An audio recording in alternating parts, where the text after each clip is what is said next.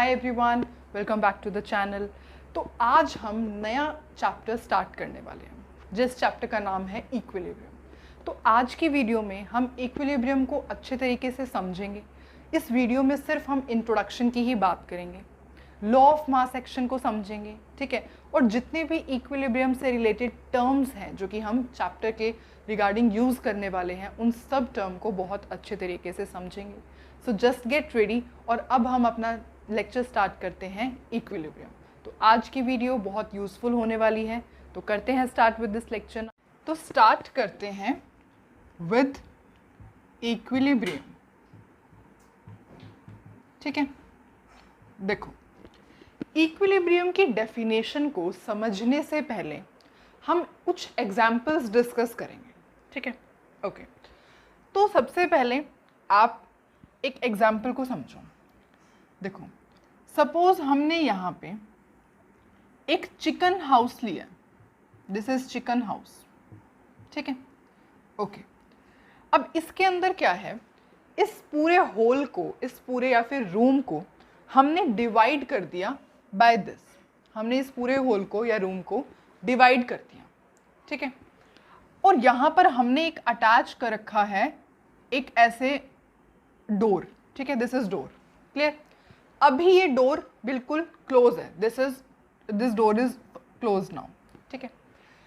यहाँ पर जो इस पोर्शन के अंदर है, इस पोर्शन के अंदर मैक्सिमम 50 चिकन्स आ सकते हैं, मतलब 50 चिकन्स की कैपेसिटी है यहाँ पर। और सिमिलरली इस पोर्शन के अंदर भी 50 चिकन्स ही आ सकते हैं, 50 चिकन्स की कैपेसिटी है यहाँ पर भी। समझ में आया आपको? आपने एक चिकन हाउस लिया या आपने एक रूम होल लिया है जिसको आपने डिवाइड कर लिया, ठीक है। ये यहाँ पर डिवीजन है, अभी पूरे तरीके से डिवीजन है, मतलब जो डोर है वो क्लोज है, ना ही ये 50 चिकन, मतलब यहाँ से चिकन को यहाँ पर जा सकता है, ना ही यहाँ, ठीक है। ओके, अब ये जो चिकन्स है, suppose these are white chickens, और ये जो चिकन्स है suppose these are brown chickens, ठीक है। ओके, समझ में आया? इसके अंदर 50 चिकन से ज़्यादा नहीं आ सकते, सिमिलरली इसके अंदर भी 50 चिकन से ज़्यादा कैपेसिटी नहीं है, ठीक है। ओके, अब होगा क्या, जैसे ही आप डोर को ओपन कर दोगे, जब आपने डोर को ओपन किया तो क्या होगा, जो ये वाइट चिकन्स है they will start moving to this, यहाँ पर जाना शुरू कर देंगे, ठीक है। और ये जो ब्राउन चिकन्स है ये यहाँ पर आना शुरू कर देंगे, है ना। जैसे ही आपने डोर ओपन किया है तो white chickens will start moving to this and brown chickens will start moving to this, ठीक है। मतलब अब डोर ओपन करने के बाद यहाँ पर वाइट और ब्राउन दोनों चिकन्स मिलेंगे आपको, और डोर ओपन करने के बाद यहाँ पर भी वाइट और ब्राउन दोनों चिकन्स मिल जाएंगे अब तो, है ना। सपोज ऐसे था, सबसे पहले तो था ये वाइट था और ये यहाँ पर, ये suppose this is white and this is brown, ठीक है। और जैसे ही आपने डोर ओपन किया तो कुछ चिकन्स ब्राउन यहाँ पर आ गए, कुछ वाइट चिकन्स यहाँ पर आ गए। समझ में आई आपको बात? ठीक है। अब ये जो चिकन्स हैं ये एक दूसरे पर इस तरीके से यहाँ पर मूव करते रहेंगे अनलेस एंड अनटिल जो ये डोर क्लोज नहीं हो जाता, है ना। जब तक डोर ओपन रहेगा तो ये यहाँ से यहाँ मूव करते रहेंगे। अब ये मूव तो करेंगे, पर क्या यहाँ पर 50 से ज़्यादा चिकन आ सकते हैं? नहीं आ सकते। क्यों?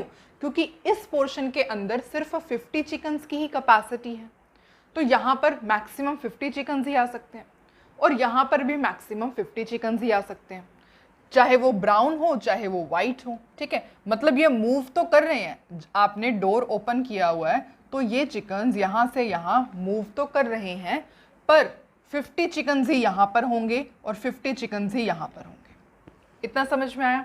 ठीक है। अभी ये जो हमने एग्जाम्पल लिया है इसका हम रिजल्ट देखेंगे। अभी एक और आप देखो एग्जाम्पल देखते हैं। सपोज आपने यहाँ पर एक थर्मस फ्लास्क लिया है, थर्मस फ्लास्क आपने लिया, ठीक है। इसके अंदर आपने ये आइस क्यूब है, दिस इज आइस, एंड यहाँ पर आपने वाटर लिया हुआ है, दिस इज थर्मस फ्लास्क।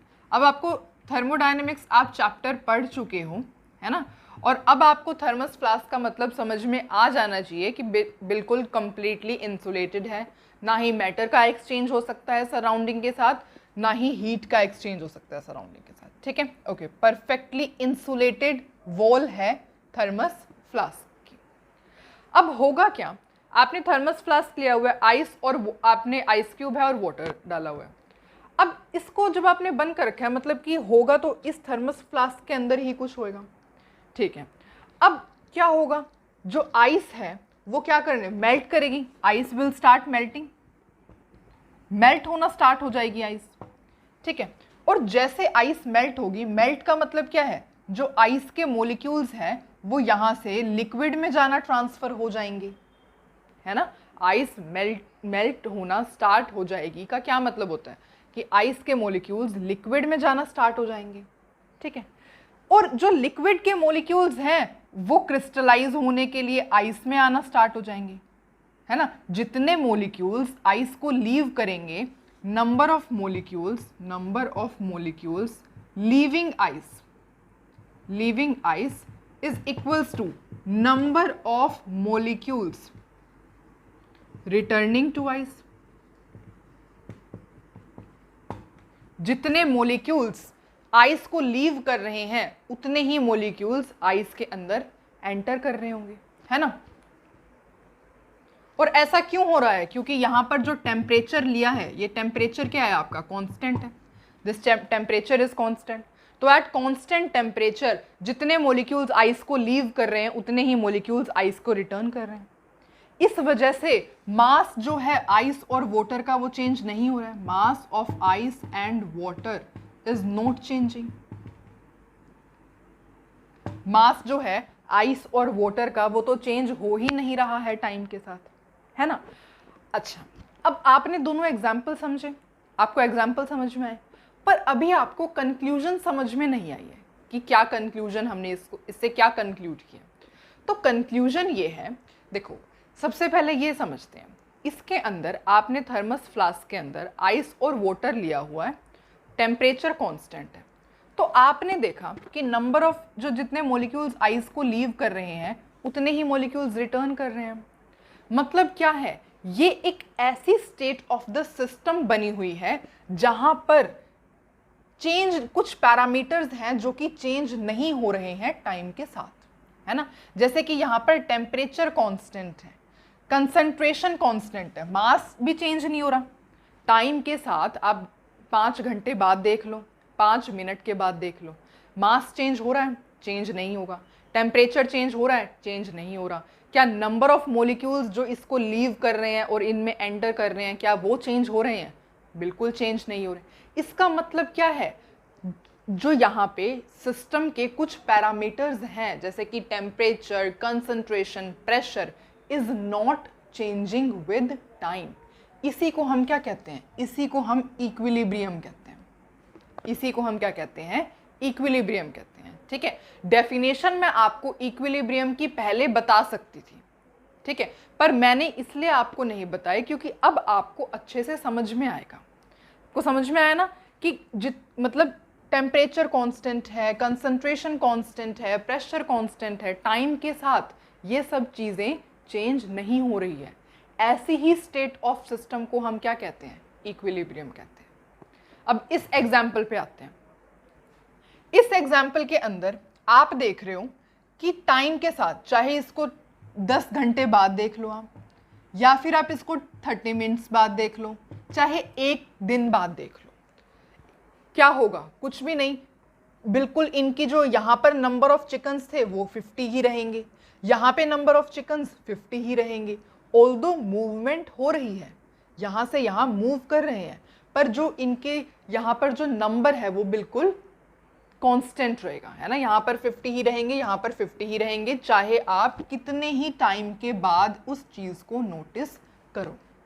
मतलब क्या है, टाइम के साथ नंबर ऑफ चिकन्स चेंज नहीं कर रहे हैं, है ना। टाइम के साथ सिस्टम की कुछ ऐसा पैरामीटर है जो कि चेंज नहीं कर रहा है, उसे हम कहते हैं इक्विलिब्रियम। तो अब हम इक्विलिब्रियम की डेफिनेशन समझते हैं। तो इक्विलिब्रियम का मतलब होता है वो state of the system, that state of the system, मैं इसको रब करती हूं, in which various parameters of the system, various parameters associated with the system, associated with system does not change with time. Time के साथ कुछ parameters system के ऐसे होंगे जो चेंज नहीं कर रहे होंगे, उस स्टेट ऑफ द सिस्टम को क्या कहते हैं? इक्विलिब्रियम कहते हैं। ठीक है, जैसे कि कंसंट्रेशन, टेम्परेचर, प्रेशर टाइम के साथ चेंज नहीं कर रहा होगा, वो क्या होता है? उस स्टेट ऑफ द सिस्टम को हम इक्विलिब्रियम कहते हैं। समझ में आया? एनसीईआरटी की बुक में देखोगे आपको 4 to 5 स्टार्टिंग के पेजेस ऐसे ही मिलेंगे। बहुत सारे एग्जाम्पल हैं, जैसे कि solid liquid equilibrium, liquid gas equilibrium, solid gas equilibrium, इनके बहुत सारे एग्जाम्पल आपको मिलेंगे। ठीक है, इफ़ यू वांट आप उन एग्जाम्पल्स को पढ़ सकते हैं, पर आई गेस आपको इन दोनों ही एग्जाम्पल से इक्विलिब्रियम की डेफिनेशन का मतलब समझ आ गया होगा। क्या कि टाइम के साथ, चाहे आप इसको 10 दिन बाद देख लेना, चाहे आप उसको 5 मिनट बाद देख लेना, क्या होगा? टाइम के साथ जो है टेम्परेचर चेंज नहीं होगा, ये जो नंबर ऑफ मोलिक्यूल्स जो इसको आइस को लीव कर रहे हैं, आइस के अंदर एंटर कर रहे हैं, वो चेंज नहीं होंगे, मास चेंज नहीं होगा, ठीक है, कंसंट्रेशन चेंज नहीं होगी। तो टाइम के साथ some of the parameters of the system is not changing and that state of the system is known as equilibrium. ठीक है, सिमिलरली यहाँ पे चाहे आप 10 दिन बाद देख लो, चाहे आप 5 मिनट बाद देख लो, यहाँ पे मूवमेंट तो रहेगी, पर जो यहाँ पे मोलिक्यूल्स कह रही हूँ, चिकन का जो नंबर है 50 चिकन ही यहाँ पे आ सकते हैं, 50 रहेंगे। सिमिलरली यहाँ पर भी 50 रह सकते, 50 रहेंगे। अब आप इन दोनों एग्जाम्पल में एक चीज़ देख रहे हो, नोटिस कर रहे हो कि क्या नोटिस कर रहे हो? यहाँ पर मूवमेंट हो रही है, डोर ओपन किया हुआ है आपने, दरवाजा ओपन है, तो क्या है, यहाँ पे चिकन्स मूव कर रहे हैं, वाइट चिकन्स यहाँ जा रहे हैं, ब्राउन चिकन्स यहाँ, इस तरीके से मूवमेंट हो रही है ना? तो और यहाँ पर भी देख रहे हो कि यहाँ पे मोलिक्यूल्स इसको लीव कर रहे हैं, यहाँ पर मोलिक्यूल्स एंटर कर रहे हैं, दोबारा लीव कर रहे हैं, दोबारा एंटर कर रहे हैं।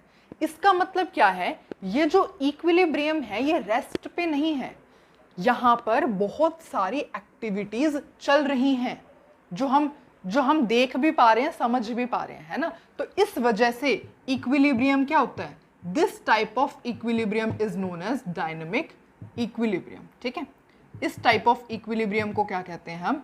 डायनेमिक इक्विलिब्रियम कहते हैं। ठीक है, डायनेमिक का मतलब क्या है? मूवमेंट हो रही है। स्टैटिक का मतलब क्या होता है? रेस्ट में। रेस्ट में तो नहीं है ना ये चीज़, यहाँ पे lot of activity is going on here. ठीक है, बहुत ये एक्टिविटीज चल रही है, ये भी मॉलिक्यूल्स लीव कर रहे हैं, एंटर कर रहे हैं, लीव कर रहे हैं, एंटर कर रहे हैं, लीव कर रहे हैं, एंटर कर रहे हैं। सिमिलरली यहाँ पर भी मूव हो रही है, brown chickens, white chickens, brown chickens, white chickens. ठीक है, तो ये क्या है? लॉट ऑफ एक्टिविटी हो रही है, जिस वजह से इस टाइप ऑफ इक्विलिब्रियम को हम डायनामिक इक्विलिब्रियम कहते हैं। इतना समझ में आया आपको? बहुत इंपॉर्टेंट है ये दोनों एग्जाम्पल को समझना, डेफिनेशन को समझना, डायनामिक इक्विलिब्रियम वर्ड को समझना। अभी सिर्फ मैं आपको, अब इतना टाइम हम इस पर क्यों लगा रहे हैं? क्योंकि आपको मैं सिर्फ अभी ये बताना चाह रही हूँ कि इक्विलिब्रियम वर्ड का मतलब क्या होता है। अगर आपसे कोई इक्विलिब्रियम चैप्टर के अंदर सपोज आपको सब कुछ आता है, you can solve all the numericals, all the questions related to this chapter, but you don't know the meaning of equilibrium. ठीक है, पर ये क्या होना चाहिए? ये आपको पता होना चाहिए कि इक्विलिब्रियम वर्ड का ही क्या मतलब होता है, डायनामिक इक्विलिब्रियम क्यों कहते हैं। समझ में आया? Okay, well done. अच्छा, अब जो है, वैसे तो इक्विलिब्रियम कोई ऐसा नहीं है कि केमिकल सिस्टम में ही इक्विलिब्रियम ऑब्जर्व होता हो। फिजिकल सिस्टम, फिजिकल प्रोसेसेस में भी इक्विलिब्रियम ऑब्जर्व होता है।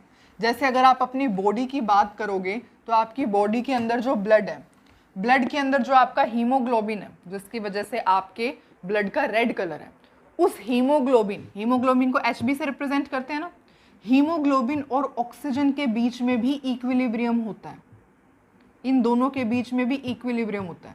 ठीक है, हर जैसे हीमोग्लोबिन, कार्बन डाइऑक्साइड, इसके बीच में भी इक्विलिब्रियम सेट होगा। ठीक है, तो ये क्या होता है? इक्विलिब्रियम। अगर कोई भी चीज़ यहाँ से इंक्रीज डिक्रीज कर जाएगी तो फिर सिस्टम वर्क ठीक से नहीं कर पाता। ठीक है, तो ऐसे बहुत सारे प्रोसेसेस होते हैं, फिजिकल प्रोसेसेस, केमिकल प्रोसेसेस, जिसके अंदर इक्विलिब्रियम को आप देख सकते हो, समझ सकते हो। इतना समझ में आया आपको? ओके, तो अब इक्विलिब्रियम के साथ आगे चलते हैं, ठीक है। तो सबसे पहले अब हम समझते हैं types of reaction. Types of reaction वैसे आपको पता ही है, हमने एंडोथर्मिक एक्सोथर्मिक रिएक्शन के बारे में पढ़ा है थर्मोडायनेमिक्स में। आपको रिवर्सिबल इरिवर्सिबल रिएक्शन के बारे में भी पता है ना। पर सपोज कोई वीडियो ये फर्स्ट टाइम देख रहा है इक्विलिब्रियम के चैप्टर की, तो हम थोड़ा सा उसको समझ लेते हैं, ठीक है। देखो, टाइप्स ऑफ रिएक्शन, दो टाइप से हम रिएक्शन को क्लासिफाई कर सकते हैं, on the basis of heat and on the basis of direction. एक तो हीट के बेसिस पे और एक डायरेक्शन के बेसिस पे रिएक्शन को क्लासिफाई किया जा सकता है। तो सबसे पहले हीट के बेसिस पे देखते हैं। देखो, हीट के बेसिस पे आपको पता है दो टाइप ऑफ रिएक्शंस होती हैं, एक endothermic reaction and other one is exothermic reaction. अब जल्दी से आप रिवाइज करोगे क्योंकि आपको पता है ना। एंडोथर्मिक का मतलब क्या? Endothermic means heat is absorbed. यहाँ पर हीट इज एब्जॉर्ब्ड होती है और इसको हम कैसे रिप्रेजेंट करते हैं? Delta H is equals to positive. Thermodynamics का पूरा चैप्टर पढ़ के आए हो, अब आपको पता होना चाहिए डेल्टा एच का क्या मतलब है, पॉजिटिव, ठीक है, ठीक है। यहाँ पर अगर आप ग्राफ ड्रॉ करोगे बिटवीन रिएक्टेंट्स एंड प्रोडक्ट्स, तो आपको पता है यहाँ पे क्या होता है? रिएक्टेंट, और यहाँ पे क्या होता है? प्रोडक्ट। इसका क्या मतलब होता है? इसका मतलब होता है जितनी ज़्यादा हीट एब्जॉर्ब होगी, जो आपका प्रोडक्ट होगा वो उतना ही लेस स्टेबल होगा। More heat absorbed less stable will be the product. जितनी ज़्यादा हीट एब्जॉर्ब रिएक्शन में होगी तो जो प्रोडक्ट बनेगा वो उतना ही ज़्यादा कम स्टेबल होगा, ठीक है। यहाँ पे सपोज आपने एंथैल्पी ले लो, एनर्जी ले लो, ठीक है, और यहाँ पर क्या है? Rate of reaction. Rate of reaction को ऐसे रिप्रेजेंट करते हैं आर ऑफ, या फिर स्टेट, रेट नहीं स्टेट ऑफ रिएक्शन। इतना समझ में आया? ओके। अब हमने थर्मोडायनेमिक्स में पढ़ा था कि कैसे इसको रिप्रेजेंट करते हैं। जैसे सपोज A प्लस बी और हीट एब्जॉर्ब हुई है, हीट इज एब्जॉर्ब, तो सपोज x कैलोरीज इसने हीट एब्जॉर्ब की है, ठीक है, यहाँ पे कैलोरीज लिखो, is giving us C plus D. तो ये क्या है? This is the type of endothermic reaction, ठीक है। या फिर अगर A plus B is giving us C plus D और यहाँ पे डेल्टा H सपोज पॉजिटिव लिखा हुआ है, तो भी क्या है? ये दोनों ही क्या है? एंडोथर्मिक रिएक्शन के टाइप्स हैं। इतना समझ में आया आपको? ओके। इसका एग्जाम्पल समझना है। एंडोथर्मिक रिएक्शन का एग्जाम्पल क्या होता है? जैसे कि सब्लिमेशन। एग्जाम्पल क्या है? जैसे कि सब्लिमेशन। सब्लिमेशन का क्या मतलब होता है? जल्दी से बताओ। सब्लिमेशन, अब सब्लिमेशन का क्या मतलब होता है? सब्लिमेशन का मतलब होता है सॉलिड का गैस में कन्वर्ट होना। सपोज यहाँ पे वाटर वेपर्स में कन्वर्ट या फिर गैस में होगा, ठीक है, सॉलिड का गैस में कन्वर्ट होना। तो सपोज आपने आइस है, आइस को सपोज आपने वाटर वेपर में कन्वर्ट करवाना है, तो क्या करना पड़ेगा? टेम्परेचर को हाई करना पड़ेगा, मतलब हीट को देना पड़ेगा, हीट को एब्जॉर्ब करवाना पड़ेगा, है ना। सपोज फ्रिज में आप बर्फ़ निकालोगे, फिर उसको आप जो है हीट करोगे उस बर्फ़ को, तभी तो वाटर वेपर में कन्वर्ट हो पाएगी वो हीट, है ना। तो आपने क्या किया? टेम्परेचर को इंक्रीज किया, हीट को एब्जॉर्ब करवाया, ठीक है। तो ये क्या है? This is the type of sublimation. या फिर फोटोसिंथेसिस होता है। फोटोसिंथेसिस भी कैसे होता है? हीट, फोटोसिंथेसिस प्रोसेस में भी हीट को एब्जॉर्ब किया जाता है ना। तो ये भी किसका एग्जाम्पल है? एंडोथर्मिक रिएक्शन का एग्जाम्पल है। इतना क्लियर है? ओके। अब एक्सोथर्मिक रिएक्शन की तरफ बढ़े, ठीक है। जल्दी जल्दी से बस इसका अपोजिट लिख लो। एक्सोथर्मिक रिएक्शन का हीट इज इवॉल्व्ड। यहाँ पर हीट क्या होती है? Heat is evolved. यहाँ डेल्टा एच पॉजिटिव है, यहाँ डेल्टा एच क्या होता है? नेगेटिव होता है। यहाँ प्रोडक्ट की एनर्जी ज्यादा है, यहाँ पर प्रोडक्ट की एनर्जी कम होती है। ये रिएक्टेंट है, ये प्रोडक्ट है। यहाँ पर क्या है? आपने हीट को एब्जॉर्ब करवाया, वहां पे क्या होगा? हीट रिलीज होगी, मतलब लेफ्ट साइड है, ये राइट साइड चला जाएगा। A प्लस बी C plus D plus x calories. यहाँ पे क्या है, डेल्टा एच पॉजिटिव है, यहाँ पर डेल्टा एच नेगेटिव हो जाएगा, delta H will be negative. ये क्या है, दिस इज एक्सोथर्मिक रिएक्शन, जहाँ पर हीट रिलीज होती है, हीट इवॉल्व होती है। डेल्टा एच क्या होता है, नेगेटिव होता है, ठीक है, डेल्टा एच इज नेगेटिव। यहाँ पे क्या है, यहाँ पे आप हीट को एब्जॉर्ब करवा रहे थे, यहाँ हीट रिलीज हो गई है, ठीक है। इसका एग्जाम्पल क्या है, बेस्ट एग्जाम्पल कंबस्टन।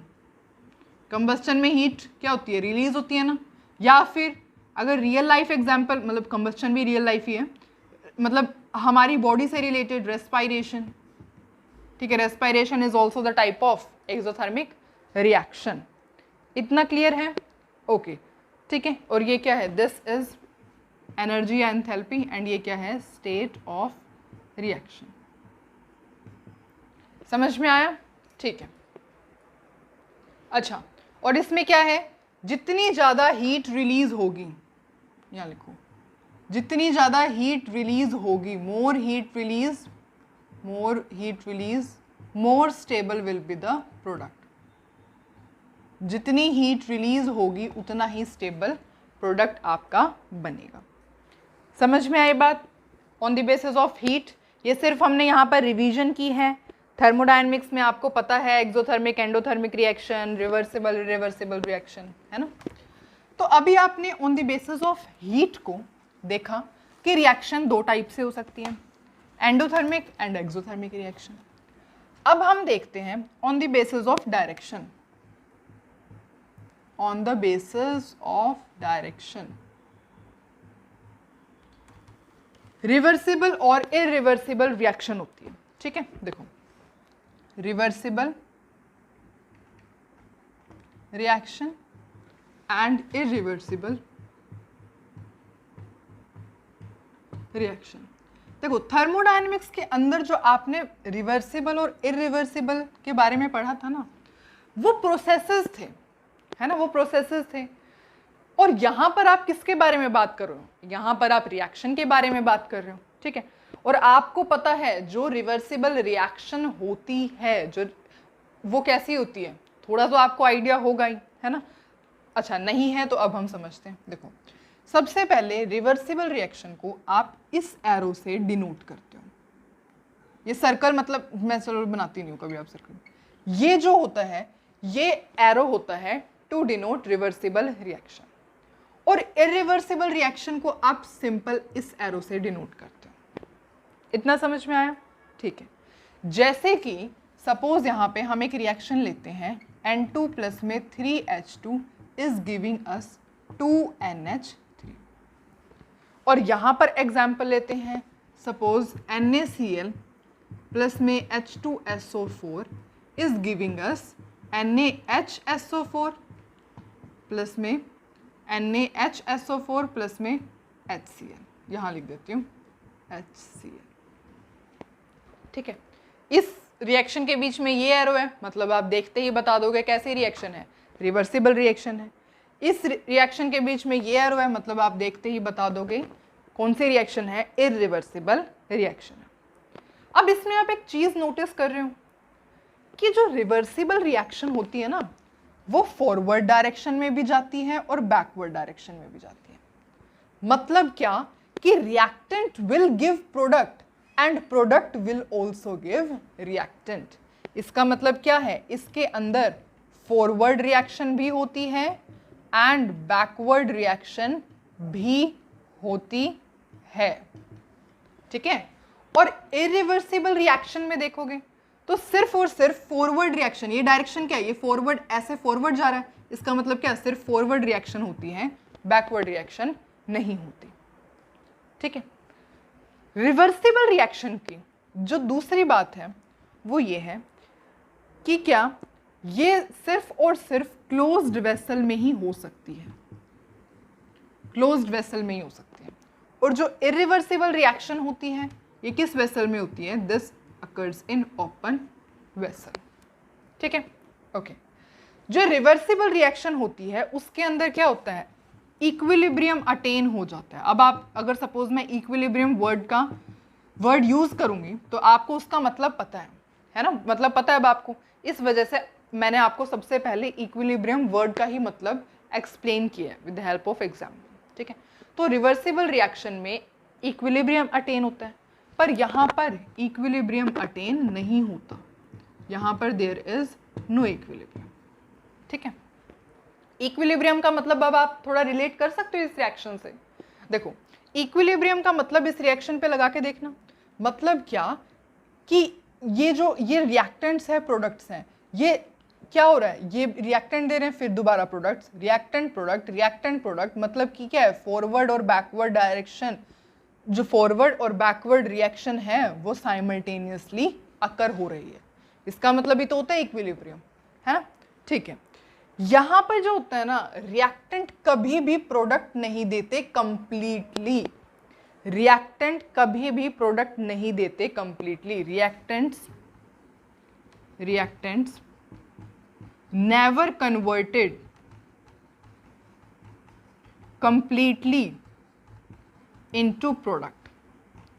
कभी भी जो है ना रिएक्टेंट पूरे तरीके से प्रोडक्ट में कन्वर्ट नहीं हो पाते हैं, पर यहां पर कंप्लीटली कन्वर्ट हो जाते हैं, ठीक है। अब थोड़ा सा इसको जल्दी से रिवाइज करते हैं, वैसे तो हमने हर एक पॉइंट अच्छे से समझा है, पर देखो रिवर्सिबल रिएक्शन कैसे रिप्रेजेंट होती है, ऐसे। इरिवर्सिबल रिएक्शन में आप ये वैल्यू यूज करते हो, सपोज आपको कोई रिएक्शन गिवन है तो आप देखते ही पहचान जाओगे ये क्या है, रिवर्सिबल रिएक्शन का साइन का, रिवर्सिबल रिएक्शन का साइन है, तो ये क्या है, रिवर्सिबल रिएक्शन है। ये क्या है, सिंपल हेडेड एरो है, तो ये क्या है, इरिवर्सिबल रिएक्शन है। यहाँ पे आप देख रहे हो एरो से ही पता चल रहा है फॉरवर्ड में भी जा रहा है एरो और बैकवर्ड में भी जा रहा है, मतलब कि forward reaction backward reaction occur simultaneously.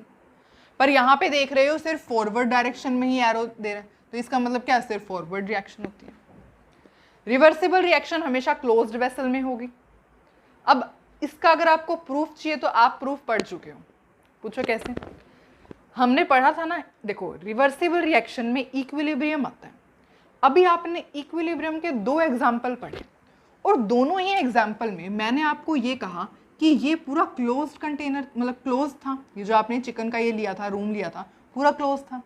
Similarly जब आपने थर्मस फ्लास्क लिया है वो भी बिल्कुल क्लोज है, ओपन तो हमने कोई चीज़ ली ही नहीं, है ना। हमें पता है रिवर्सिबल रिएक्शन के अंदर इक्विलिब्रियम आता है।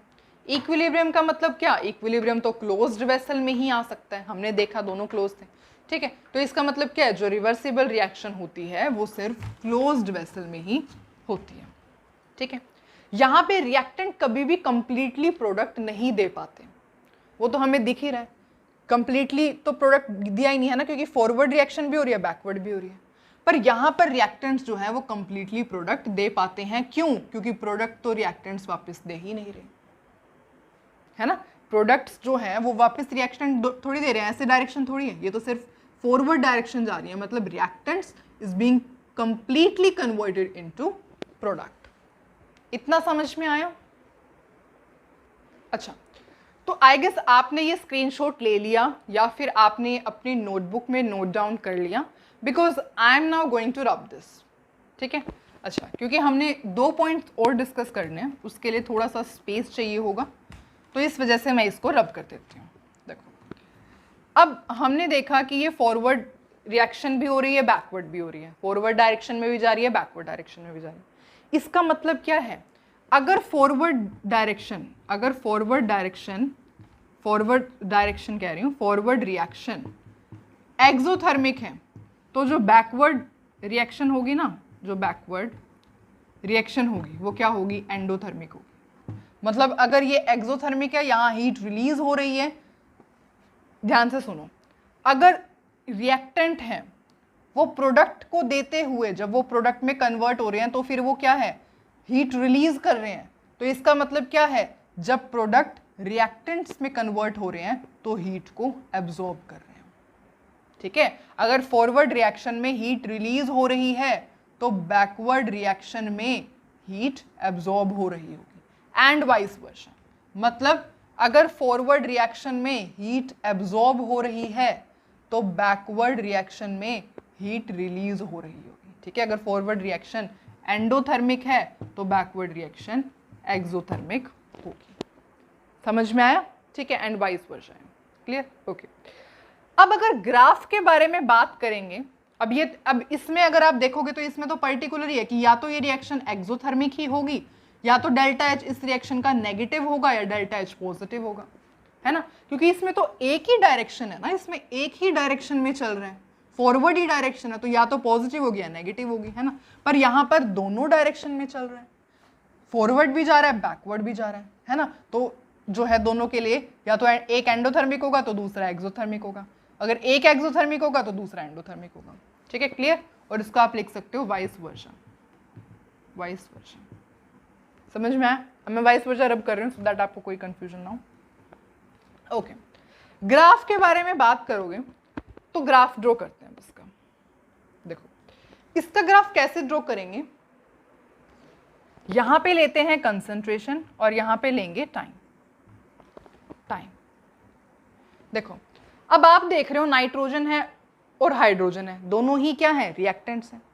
पहले तो इनकी कंसंट्रेशन ज्यादा ही होगी, रिएक्टेंट है। पहले तो आप बीकर लो, बीकर के अंदर नाइट्रोजन और हाइड्रोजन को डाल के घूमते रहो, जब तक उन्हें रिएक्ट नहीं करवाओगे तब तक तो कोई रिएक्शन नहीं होगी, है ना। तो पहले तो उनकी कंसंट्रेशन क्या है, हाई है, तो यहां से स्टार्ट कर ली। हाइड्रोजन की कंसंट्रेशन क्या है, यहां से स्टार्ट कर ली। अब जैसे जैसे नाइट्रोजन और हाइड्रोजन आपस में रिएक्ट करेंगी तो इनकी कंसंट्रेशन क्या होती जाएगी, कांस्टेंट होती जाएगी।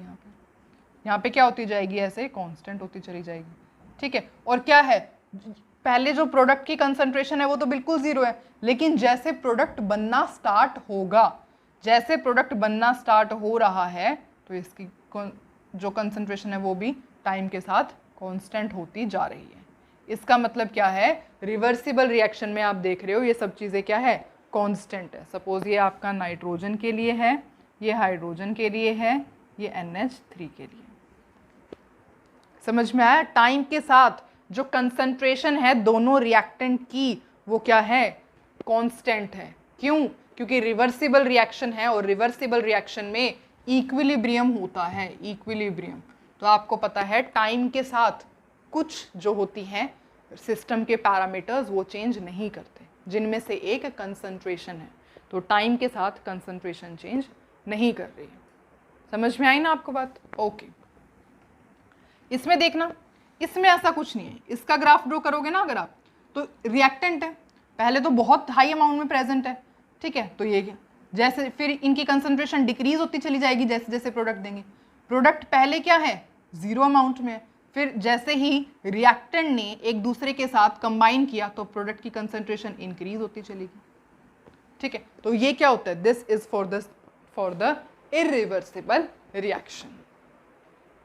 ये क्या है, this is for the reactant और ये क्या है, फॉर द प्रोडक्ट। इतना समझ में आया।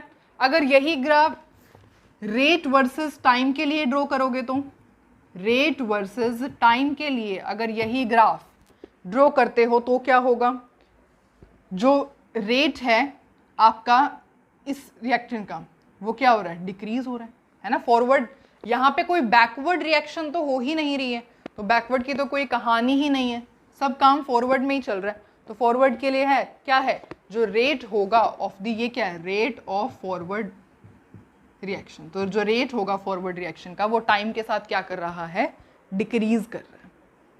इतना समझ में आया। आई गेस आपको endothermic, exothermic, reversible, irreversible reaction के बारे में सब अच्छे से समझ में आया है। बहुत अच्छी बात है, क्योंकि ये छोटे छोटे पॉइंट्स होते हैं, ठीक है, जिनको आप अभी समझ लोगे तो आपके लिए इजी हो जाएगा पूरे चैप्टर। सपोज अब मैं इक्विलिब्रियम का वर्ड यूज करूंगी, है ना, पूरे चैप्टर में इक्विलिब्रियम पढ़ेंगे तो इक्विलिब्रियम का वर्ड तो यूज होगा ही, तो आपको कंफ्यूजन नहीं होगी कि इक्विलिब्रियम वर्ड का मतलब क्या होता है। मैं रिवर्सिबल वर्ड का मतलब यूज, सपोज रिवर्सिबल वर्ड हम यूज करेंगे तो आपको रिवर्सिबल वर्ड का मतलब अच्छे तरीके से समझ में आ गया, ठीक है। तो ये आपके लिए ही बेनिफिशियल है, आप ये छोटी छोटी चीज़ों को पहले ही समझ लोगे तो it will be easy for you to understand the complete chapter. And do not worry, हम सब कुछ अच्छे से समझते हुए चलेंगे। इस जो चैप्टर का है पूरे कंसेप्ट न्यूमेरिकल्स के साथ बिल्कुल सब कुछ सॉल्व करेंगे। समझ में आया आपको, ठीक है। अब आगे चलें। तो अब हम आते हैं हमारे मेन पोर्शन पर। दैट इज केमिकल इक्विलिब्रियम, जो चैप्टर है। अब हम सही तरीके से चैप्टर को स्टार्ट कर रहे हैं। जो पहली वाले बातें थे वो भी बहुत इंपॉर्टेंट थी, ठीक है। और अब जो है हमारा मेन जो है चैप्टर की स्टार्टिंग यहाँ से हो रही है, ठीक है। करें स्टार्ट। ओके, तो आपको इक्विलिब्रियम वर्ड का मतलब अच्छे तरीके से क्लियर है। ओके, आपको पता चल गया है कि इक्विलिब्रियम वर्ड का मतलब कहाँ आएगा। इस रिएक्शन में आप यूज करोगे इक्विलिब्रियम वर्ड का मतलब, बस मुझे ये बता दो। अब आप नहीं यूज करोगे, क्यों नहीं यूज करोगे? क्योंकि ये रिएक्शन क्या है? इरिवर्सिबल रिएक्शन है। This is irreversible reaction. और आपको पता है इक्विलिब्रियम तो किस में आता है? रिवर्सिबल रिएक्शन में आता है। अब आप पढ़ चुके हो वो सब कुछ, है ना। तो इसका मतलब क्या है? ये हम एरो पूरे इक्विलिब्रियम चैप्टर में नहीं यूज करने वाले हैं।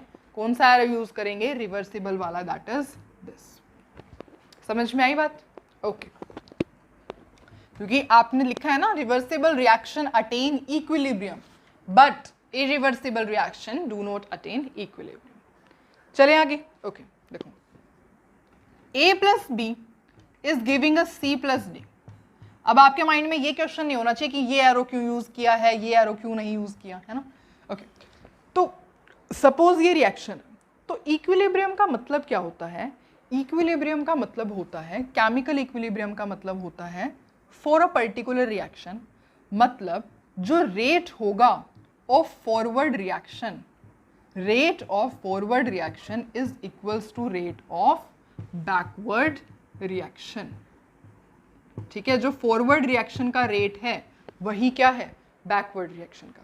जिस स्पीड से रिएक्टेंट प्रोडक्ट दे रहे हैं उसी स्पीड से प्रोडक्ट रिएक्टेंट दे रहे हैं। Again listen to the words, जिस स्पीड से रिएक्टेंट प्रोडक्ट दे रहे हैं उसी स्पीड से प्रोडक्ट रिएक्टेंट दे रहे हैं। इसी को हम क्या कहते हैं? This is chemical equilibrium. ठीक है, रेट ऑफ फॉरवर्ड रिएक्शन आप कैसे लिख सकते हो? पूरे अगर सपोज RF लिखा हुआ मिले आपको तो इसका मतलब क्या है? Rate of forward reaction. Rate of backward reaction को कैसे लिखोगे? RB। This is what? Rate of backward reaction. और यही क्या होती है? This is the equilibrium state. इसी को हम क्या कहते हैं? इक्विलिब्रियम स्टेट कहते हैं। इतना क्लियर है? ओके, अच्छी बात है। देखो, अब सपोज आपको यहां पर रेट वर्सेस जो है टाइम का ग्राफ बनाना हो, if you have to plot the graph between rate versus time, तो अब कैसे ग्राफ बनाओगे? देखो, रिएक्टेंट क्या दे रहे हैं? प्रोडक्ट दे रहे हैं। रिएक्टेंट क्या दे रहे हैं? प्रोडक्ट दे रहे हैं। और जो प्रोडक्ट है वो रिएक्टेंट दे रहे हैं। तो पहले प्रोडक्ट की कंसंट्रेशन 0 थी, जैसे जैसे प्रोडक्ट की रिएक्टेंट प्रोडक्ट देने लगे तो प्रोडक्ट की कंसंट्रेशन इंक्रीज होगी और एक पॉइंट आएगा जहां पे दोनों की कंसंट्रेशन इक्विलिब्रियम हो जाएगी, कांस्टेंट हो जाएगी। उसी पॉइंट को हम क्या कहते हैं? This point is known as equilibrium. Equilibrium, ठीक है। अब इसको थोड़ा सा ना एक्सप्लेनेशन के साथ समझते हैं। तो अब मैं पेन की कैप को कर देती हूँ बंद और अब हम समझेंगे इसी को। देखो, तो अब हम थोड़ा सा इस रिएक्शन को समझते हैं। देखो, सपोज ये क्या है? इसके आपने 4 मॉलिक्यूल्स लिए हैं सपोज, और इसके भी आपने 4 मॉलिक्यूल्स लिए हैं। अब जब तक रिएक्शन स्टार्ट नहीं हुई है तो A और B के 4 मॉलिक्यूल्स ही रहेंगे। जैसे रिएक्शन स्टार्ट होगी तो इसके मॉलिक्यूल्स विल स्टार्ट डिक्रीजिंग और ये 1 मॉलिक्यूल सपोज इसका बना। सपोज इसके भी यहाँ पे 1 मॉलिक्यूल बना, इसके फिर डिक्रीज होना स्टार्ट हो जाएंगे 2 मॉलिक्यूल्स, इसके भी 2 मॉलिक्यूल्स होने जाएंगे। ठीक है, और एक पॉइंट ऐसा आएगा जब आपके जो कंसंट्रेशन होगी वो टाइम के साथ चेंज नहीं करेगी, और वो पॉइंट सपोज ये आ गया। अब यहाँ पर क्या है? 2 + 2 4 ही है, कंसंट्रेशन सेम ही है, 2 + 2 4 सेम। ठीक है, पर यहाँ पर क्या है? अब यहाँ पे इक्विलिब्रियम सेट हो चुका है। क्यों? बिकॉज जो इन दोनों रिएक्शन का रेट है, पहले तो क्या हो रहा था? देखो, स्टार्टिंग में आपने जो रिएक्टेंट डाले थे वो रिएक्टेंट है ना प्रोडक्ट को दे रहे थे जब तक इनकी अमाउंट क्या हो रही थी? इनकी अमाउंट डिक्रीज हो रही थी, इनकी अमाउंट इंक्रीज हुई। पर टाइम के साथ साथ एक टाइम चलता जाएगा, फिर एक पॉइंट ऐसा आ जाएगा जब दोनों का ही जो है कंसंट्रेशन सेम हो जाएगी। सपोज ये पॉइंट आ गया, उसी पॉइंट को हम क्या कहते हैं, इक्विलिब्रियम कहते हैं। ठीक है, उसी पॉइंट को हम इक्विलिब्रियम कहते हैं। जब टाइम के साथ कंसंट्रेशन या और भी बहुत सारे parameters, various parameters of the system change नहीं होते हैं, उसी को हम क्या कहते हैं, इक्विलिब्रियम। समझ में आया? तो सबसे पहले तो इनका रेट डिक्रीज हो रहा था, रिएक्टेंट्स से रिएक्टेंट्स का रेट डिक्रीज हो रहा है टाइम के साथ साथ, और प्रोडक्ट का रेट इंक्रीज हो रहा है टाइम के साथ साथ। पर फिर आपने देखा कि एक पॉइंट ऐसा आया जहां पर दोनों का ही रेट जो है कांस्टेंट हो गया, और उसी पॉइंट को हम क्या कहते हैं, that point is known as equilibrium. ठीक है, अब हम इक्विलिब्रियम के कुछ फीचर स्टडी करते हैं कि इक्विलिब्रियम कैसा होता है। देखो, इक्विलिब्रियम के अंदर जो number of moles of substance disappear, जितने आपके मोल्स डिसअपीयर हो रहे हैं, डिसअपीयर का मतलब ये जितनी डिक्रीज हो रही है ना, number of moles of substance जो डिसअपीयर हो रहे हैं, ठीक है, वो किसके इक्वल है, number of moles of substance producing. जितने मोल्स आपके यहां पर डिक्रीज हो रहे हैं, उतने ही मोल्स जो हैं आपके यहां बन रहे हैं। ठीक है, और यहां पे क्या है, सपोज ये पर सेकंड में काम चल रहा है, तो सपोज यहां पे पर सेकंड, ठीक है, तो एक सेकंड में जितने मॉलिक्यूल्स यहां से डिसअपीयर हो रहे हैं, उतने ही मोल्स ऑफ द सब्सटेंस है यहां पे प्रोड्यूस हो रहे हैं। मॉलिक्यूल्स कह लो, मोल्स कह लो, ठीक है, उनका नंबर जो होगा वो सेम ही चल रहा है। ठीक है, अच्छा, अब जो इसका सेकंड फीचर होता है वो ये होता है कि यहाँ पे इनिशियल कंसंट्रेशन का कोई इफेक्ट नहीं होता है relative concentration of the equilibrium. Initial concentration का यहाँ पे आप कोई भी इनिशियल, पहले कोई भी कंसंट्रेशन आपने कुछ भी लिया, उसका कोई इफेक्ट नहीं होने वाला है relative concentration at the equilibrium at a given temperature. इतना समझ में आया? ठीक है, अब आपको पता ही है कि केमिकल इक्विलिब्रियम क्या होता है, it is a type of dynamic equilibrium. क्या स्पेलिंग लिखी है मैंने, डायनामिक इक्विलिब्रियम। आपको डायनेमिक वर्ड का मतलब पता चल गया है क्या? डायनेमिक वर्ड का मतलब ये कि यहाँ पे ऐसा नहीं है कि नंबर ऑफ मॉलिक्यूल्स जो है वो अब इक्वल हो गए हैं, तो यहाँ से मॉलिक्यूल्स यहाँ नहीं आ रहे, यहाँ से मॉलिक्यूल्स यहाँ नहीं आ रहे, नहीं, यहाँ से मॉलिक्यूल्स जो है यहाँ जा रहे हैं, यहाँ से यहाँ आ रहे हैं। बिल्कुल डायनेमिक इक्विलिब्रियम एग्जिस्ट हो रखा है, activity, lot of activity is going on here. ठीक है, तो ये स्टेटिक नहीं है, ये डायनेमिक होता है। ठीक है, और सपोज आप रेट को दिखाओगे तो this is RF, rate of the forward direction, and this is RB, that is rate of the backward direction. ठीक है, इतना समझ में आया? ओके, अब अगर सेकेंड फीचर इक्विलिब्रियम का स्टडी करोगे तो equilibrium is not affected by catalyst. Catalyst से इक्विलिब्रियम इफेक्ट नहीं होता। देखो कैसे नहीं होता और क्यों नहीं होता। कैटलिस्ट का काम होता है इक्विलिब्रियम पर जल्दी पहुंचना। ठीक है, कैटलिस्ट, देखो कैटलिस्ट का काम हम वैसे तो समझते ही है, रिएक्शन में क्या होता है कि जल्दी से रिएक्शन हो जाए, रेट ऑफ द रिएक्शन को ऑल्टर करता है ना। कैटलिस्ट का काम क्या होता है कि जल्दी से इक्विलिब्रियम आ जाए। कैटलिस्ट का काम होता है helps in attaining equilibrium rapidly, बड़ी जल्दी से इक्विलिब्रियम आ जाए, उसमें सिर्फ कैटलिस्ट काम करता है। ठीक है, इक्विलिब्रियम को कुछ इफेक्ट ये नहीं करता है। ठीक है, तो कैटलिस्ट है नहीं है, कैटलिस्ट होगा तो इक्विलिब्रियम जल्दी हो जाएगा 5 मिनट में। सपोज ये रिएक्शन 10 मिनट में हो रही थी, तो आपने ये रिएक्शन कैटलिस्ट की प्रेजेंस में करवाई तो ये रिएक्शन 5 मिनट में हो जाएगी, बस सिर्फ इतना फर्क होगा। ठीक है, अदरवाइज इक्विलिब्रियम को ये कैटलिस्ट कभी भी अफेक्ट नहीं करता है।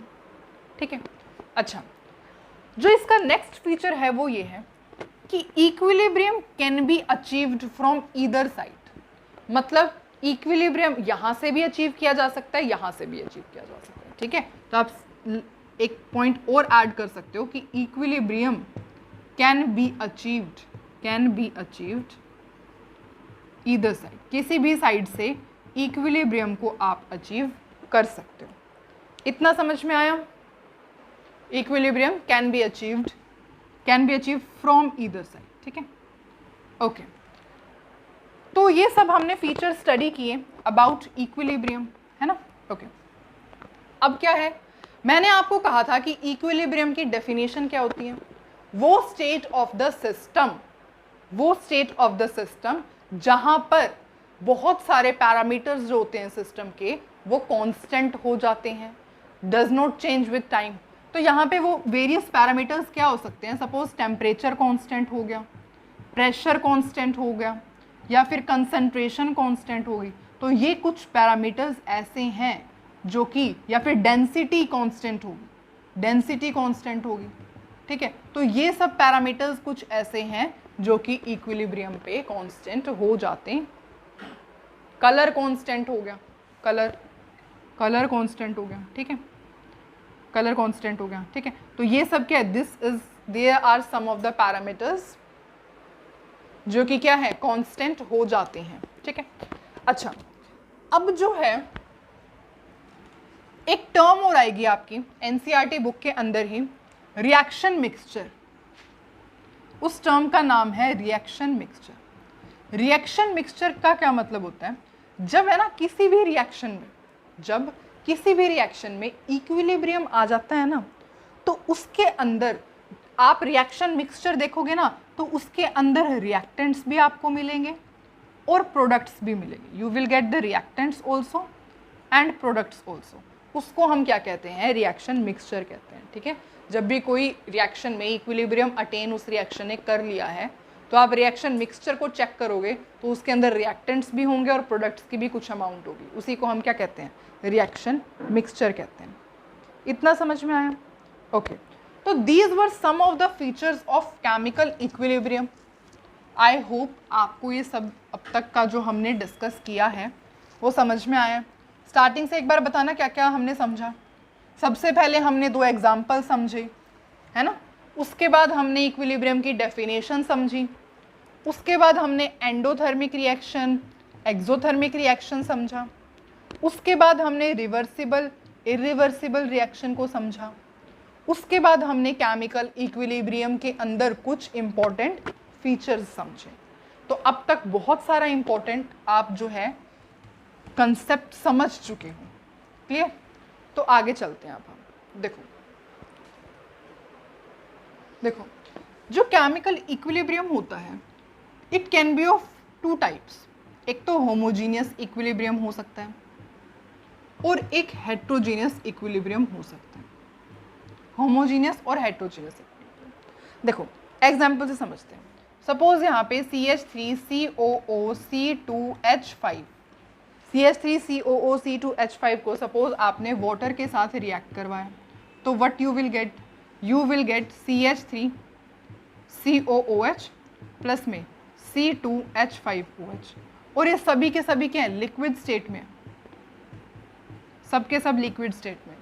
तो होमोजीनियस इक्विलिब्रियम का मतलब होता है जब every reactant, each and every reactant and product is in same state. सब लिक्विड स्टेट में है, सब गैशियस स्टेट में होते तो भी होमोजीनियस। मतलब क्या होना चाहिए? सबके अंदर, और ये एरो मैंने क्यों यूज़ किया है, इक्विलिब्रियम चैप्टर चल रहा है तो मैं कौन सा एरो यूज़ करूँगी? ये वाला, ठीक है। तो इसका मतलब क्या है? होमोजीनियस इक्विलिब्रियम का क्या मतलब होता है? जब सभी के सभी रिएक्टेंट एंड प्रोडक्ट आपके सेम फेज में होंगे। और हेट्रोजीनियस इक्विलिब्रियम का क्या मतलब होता है? हेट्रोजीनियस इक्विलिब्रियम का मतलब होता है जब डिफरेंट फेज के अंदर होंगे, ठीक है। दैट इज ZnO प्लस में CO। Zn आपको पता है सॉलिड स्टेट में होता है। कार्बन डाइऑक्साइड आपको पता है कौन से स्टेट में होती है? गैशियस स्टेट में होती है। ZnO again solid state, carbon monoxide that is gaseous state. तो यहाँ पे क्या है? सब सेम फेज में प्रेजेंट है, तो उसको हम क्या कह देंगे? Homogeneous equilibrium. ये एरो नहीं यूज होगा, ये एरो यूज होगा। और हेट्रोजीनियस इक्विलिब्रियम का क्या मतलब है? जब सब के सब, मतलब सब के सब तो क्या मतलब डिफरेंट फेज जो प्रेजेंट होगी, तो उसको हम क्या कह देंगे? Heterogeneous equilibrium. समझ में आया? Okay, very good.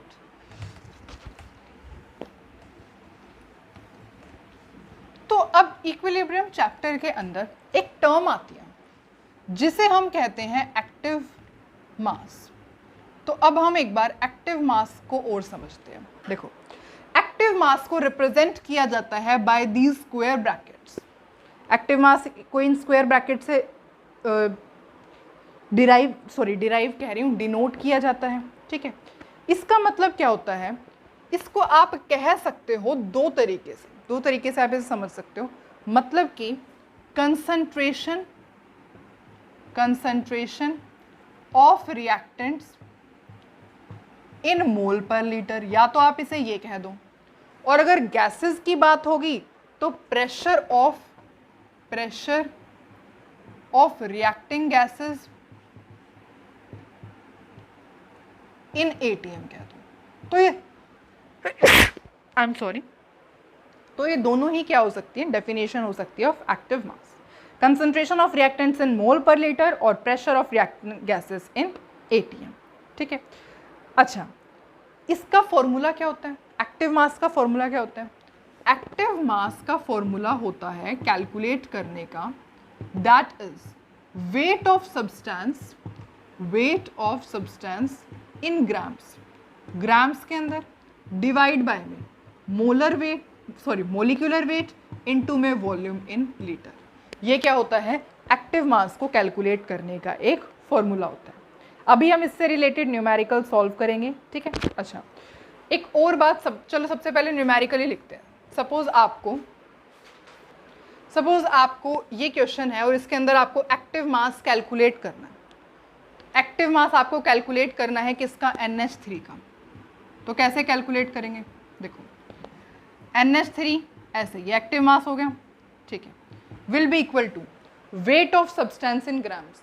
Wait of substance आपको कितना गिवन है, that is given weight 8.5 grams में ही है। ठीक है, मोलिकुलर वेट, NH3 का मोलिकुलर वेट क्या होता है, कैलकुलेट करते हैं। देखो, नाइट्रोजन का atomic number 7, molecular weight 14, plus में हाइड्रोजन का, दैट इज ये तो 3 ही होगा, तो 14 + 3 कितना हो जाएगा, दैट इज 17 इनटू में वॉल्यूम क्या है, 0.5 लीटर में ही गिवन है। ठीक है, इसको जो सॉल्व करोगे जब आप, तो इसका आंसर आएगा आपका, 1 मिनट रुको मैं सॉल्व करके दिखाती हूँ आपको।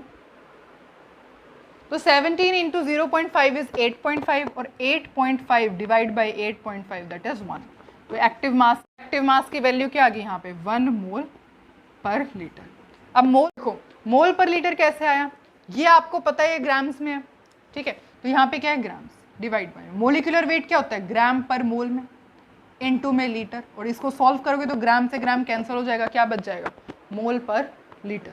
तो इसलिए आपका आंसर किस में आया, मोल्स पर लीटर में आया। ठीक है, ओके, इतना समझ में आया। ठीक है, तो एक्टिव मास आपको कैलकुलेट करना आ गया। ओके, अब हम एक्टिव मास के बारे में कुछ और बातें समझते हैं। देखो, एक्टिव मास जो होता है सॉलिड एंड प्योर लिक्विड के लिए, active mass for solids and pure liquid, वो किसके इक्वल होता है, इट इज कांस्टेंट के इक्वल होता है, इज कांस्टेंट। ठीक है, एक्टिव मास जो होगा सॉलिड का और जो प्योर लिक्विड का, वो क्या होगा, कांस्टेंट होता है। ऐसा क्यों होता है, क्योंकि देखो, एक्टिव मास जो होती है वो एक इंटेंसिव प्रॉपर्टी है। Active mass is a intensive property, और इंटेंसिव प्रॉपर्टी क्या होती है, जो कि नहीं डिपेंड करती अमाउंट पे या साइज पे, does not depend on amount, कितना अमाउंट ऑफ द सब्सटेंस आपने लिया है और साइज क्या है, ठीक है, मैटर का, तो उसके ऊपर डिपेंड नहीं करती है। और हमें पता है कि डेंसिटी, जो डेंसिटी होती है एंड मोलिकुलर वेट होता है of solid and pure liquid, वो कैसा होता है, कांस्टेंट होता है। ठीक है, और आपको पता है एक्टिव मास तो इन पे डिपेंड करता ही नहीं। एक्टिव मास जो है एक इंटेंसिव प्रॉपर्टी है, अमाउंट या साइज ऑफ मैटर के ऊपर तो डिपेंड करेगा ही नहीं। और हमें ये भी पता है कि डेंसिटी और जो मोलिकुलर वेट होता है सॉलिड का और प्योर लिक्विड का, वो कैसा होता है, कांस्टेंट होता है। इस वजह से एक्टिव मास भी क्या होता है, कांस्टेंट होता है। क्लियर? तो ये हमने समझा अबाउट एक्टिव मास। ठीक है, अच्छा, अब है हमें एक बहुत ज़्यादा इम्पॉर्टेंट टॉपिक के बारे में समझने की ज़रूरत, तो वो समझते हैं। वैसे तो अब तक सब कुछ ही इम्पॉर्टेंट है और हमने सब कुछ इम्पॉर्टेंट समझ भी लिया, पर अब जो है आपका एक जो है नया टॉपिक केमिकल इक्विलिब्रियम चैप्टर का स्टार्ट हो रहा है। उस टॉपिक का नाम है law of mass action. Law of mass action. Law of mass action की डेफिनेशन को समझने से पहले हम इसके कंसेप्ट को समझेंगे कि law of mass action after all होता क्या है। समझ में आया? ठीक है, देखो सपोज कोई भी मैंने यहां पर रिएक्शन लिखी है,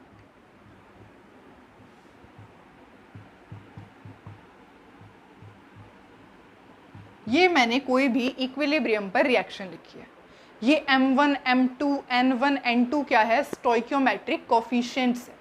These are stoichiometric coefficient of A, B, C, D respectively।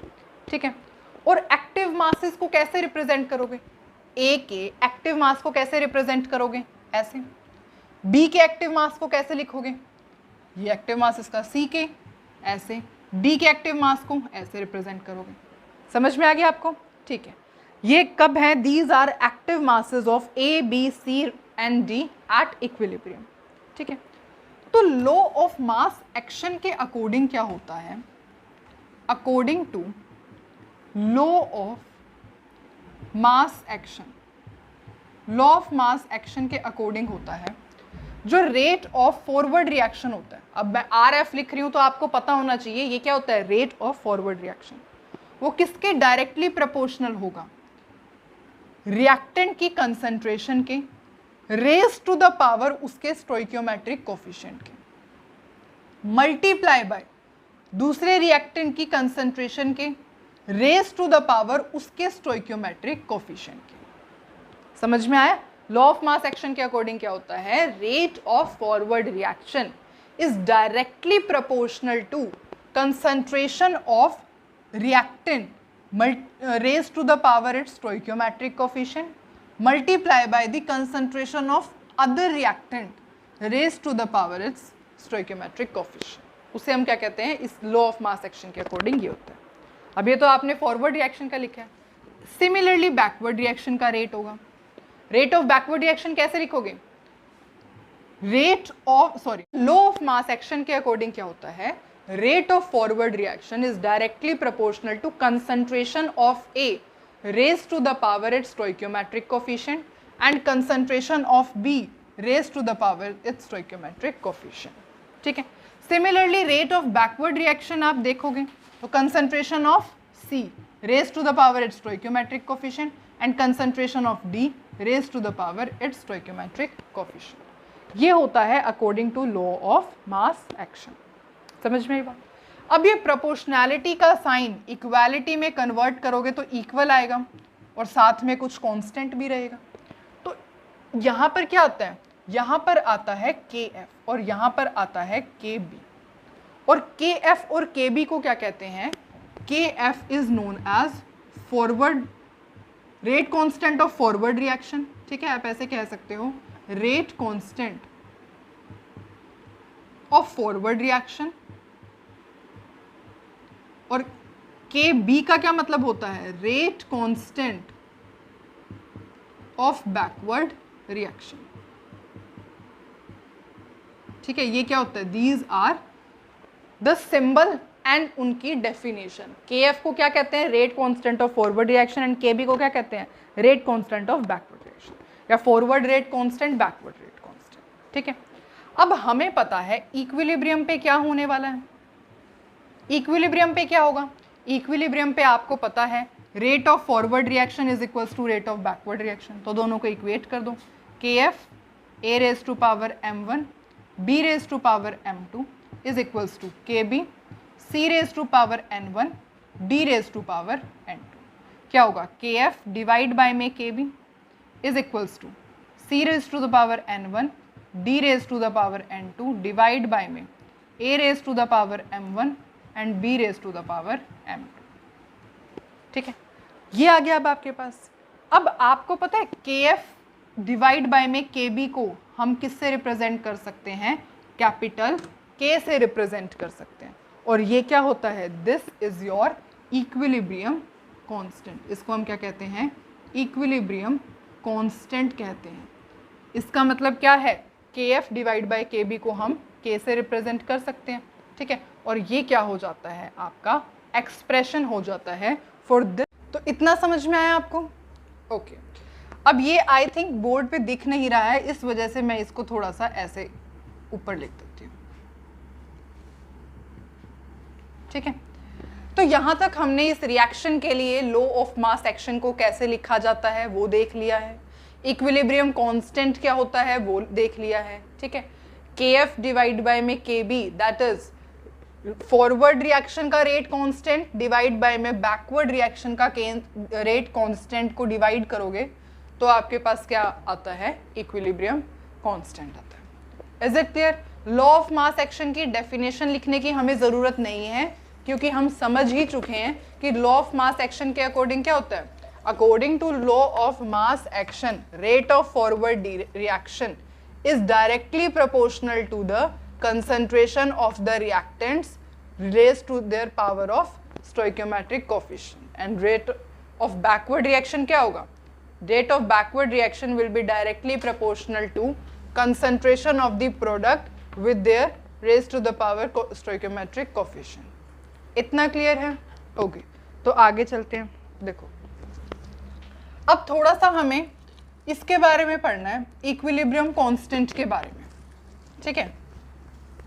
Now we have to study about equilibrium constant, equilibrium constant जिसे हम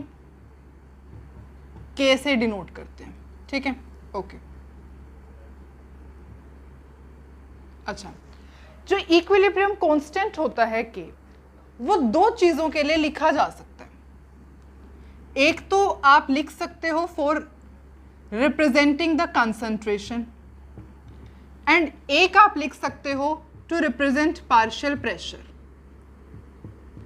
और आपको ध्यान ये रखना है कि जब भी गैस की बात की जाती है तो गैस के केस में पार्शियल प्रेशर की बात कर रहे होते हैं हम, ना कि कंसंट्रेशन की, ठीक है। तो जब आप इक्विलिब्रियम कांस्टेंट को लिखोगे फॉर द कंसंट्रेशन, तो कैसे लिखोगे, दैट इज K और सबस्क्रिप्ट क्या आएगा, C। ये C क्या रिप्रेजेंट कर रहा है, C का मतलब कंसंट्रेशन। और जब आप इक्विलिब्रियम कांस्टेंट लिखोगे फॉर पार्शियल प्रेशर, तो वो कैसे रिप्रेजेंट करोगे, KP। और जो P क्या है, दिस इज व्हाट P का क्या मतलब है, पार्शियल प्रेशर। इतना समझ में आया? ठीक है। अब सपोज आपके पास कोई रिएक्शन गिवन है, दैट इज M1A प्लस में M2B is giving you N1C plus में N2D। ये रिएक्शन आपको गिवन है।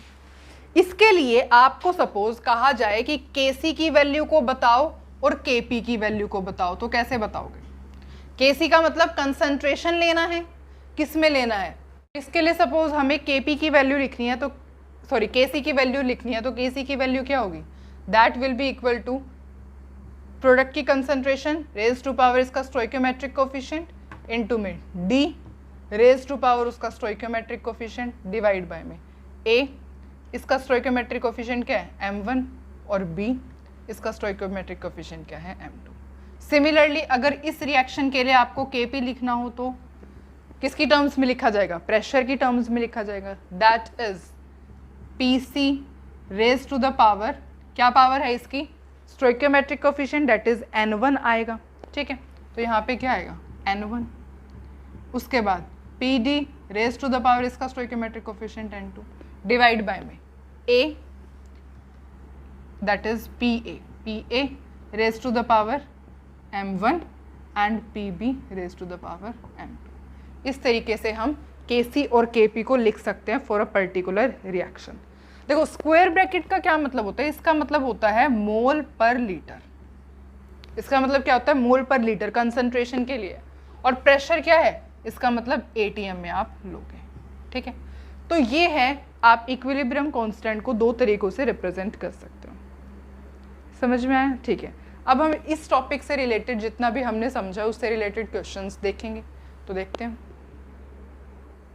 तो अब ये तीनों क्वेश्चंस देखते हैं। ये रिएक्शन आपको गिवन है, इसके अंदर आपको Kp की वैल्यू फाइंड करनी है एंड Kc की वैल्यू फाइंड करनी है। तो जल्दी से देखते हैं। देखो Kp की वैल्यू कैसे होगी, in terms of partial pressure लिखेंगे। और पार्शियल प्रेशर कैसे लिखेंगे, दैट इज प्रोडक्ट ये पार्शियल प्रेशर ऑफ N2, इसका कोई स्टोइकियोमेट्रिक कोफिशिएंट नहीं है तो एज इट इज लिखा जाएगा, इनटू में partial pressure of hydrogen raise to power इसका स्टोइकियोमेट्रिक कोफिशिएंट दैट इज 3, ठीक है, डिवाइड बाय में क्या आएगा NH3 partial pressure of NH3 raise to the power इसका स्टोइकियोमेट्रिक कोफिशिएंट दैट इज 2, ठीक है, हो गया। Kc की वैल्यू को कैसे लिखेंगे, N2 कोई स्टोइकियोमेट्रिक कोफिशिएंट नहीं है, इनटू में हाइड्रोजन रेज टू इसका स्टोइकियोमेट्रिक कोफिशिएंट 3 डिवाइड बाय में ये क्या है NH3 raise to the power इसका स्टोइकियोमेट्रिक कोफिशिएंट क्या है 2। तो ये हो जाएगा Kc की वैल्यू। सिमिलरली सेकंड क्वेश्चन में भी आपको क्या कैलकुलेट करना है, Kp और Kc की वैल्यू को देखना है। देखो पहले Kp कैलकुलेट करते हैं, दैट इज अब ये तो सॉलिड स्टेट में है तो इसको तो काउंट नहीं करेंगे, इसी का होएगा that is partial pressure of hydrogen, कितनी इसका वो है स्टोइकियोमेट्रिक कोफिशिएंट 2 डिवाइड बाय में रिएक्टेंट यहाँ तो सॉलिड स्टेट। सिमिलरली यहाँ पर अगर आप Kc की वैल्यू कैलकुलेट करोगे तो क्या आ जाएगी, water raise to the power उसका स्टोइकियोमेट्रिक कोफिशिएंट, ठीक है। ये तो बहुत इजी है Kp और Kc की वैल्यू को कैलकुलेट करना, है ना। अब नेक्स्ट क्वेश्चन देखते हैं। देखो इस क्वेश्चन के अंदर आपको Kp की वैल्यू को फाइंड करना है। सबसे पहले Kp की वैल्यू को लिखते कैसे हैं, हमें पता है Kp is equals to partial pressure of Cu raise to the power कितने पावर है 2 डिवाइड बाय में partial pressure of carbon dioxide, कोई रेज टू द पावर नहीं आएगा, क्यों, क्योंकि स्टोइकियोमेट्रिक कोफिशिएंट नहीं है, यही हो जाएगा बस। पार्शियल प्रेशर ऑफ Cu कितना गिवन है 2 that is 2 raise to power 2 divide by में कार्बन डाइऑक्साइड का कितना गिवन है 4, तो ये कितना आ जाएगा 4 डिवाइड बाय में 4 दैट इज 1, मतलब क्या आ जाएगी Kp की वैल्यू 1 atm। Kp की वैल्यू कितनी आ जाएगी 1 atm, ठीक है, ओके। तो ये क्वेश्चन है जो कि आप होमवर्क में सॉल्व करोगे। Rate constant for backward reaction given है, रेट कांस्टेंट फॉरवर्ड रिएक्शन आपको कैलकुलेट करना है और इक्विलिब्रियम कांस्टेंट की आपको वैल्यू गिवन है, आपको फॉर्मूला पता है, ठीक है, आप इसको बहुत इजीली सॉल्व कर सकते हो। और जब इसको सॉल्व करोगे तो जो आपका आंसर आएगा वो आएगा 1.12 इंटू 10 रेज टू पावर -3। तो आप अपने आंसर को चेक कर सकते हो और यहाँ से आपको बहुत इजीली ये क्वेश्चन सॉल्व कर सकते हो। तो यहाँ पर ये लेक्चर को हम एंड करते हैं। आई होप आपको पूरी वीडियो अच्छे से समझ में आएंगे। स्टिल आपको कोई डाउट हो you can write in the comment section. Thank you so much for watching the video. अब हम मिलेंगे नेक्स्ट वीडियो में।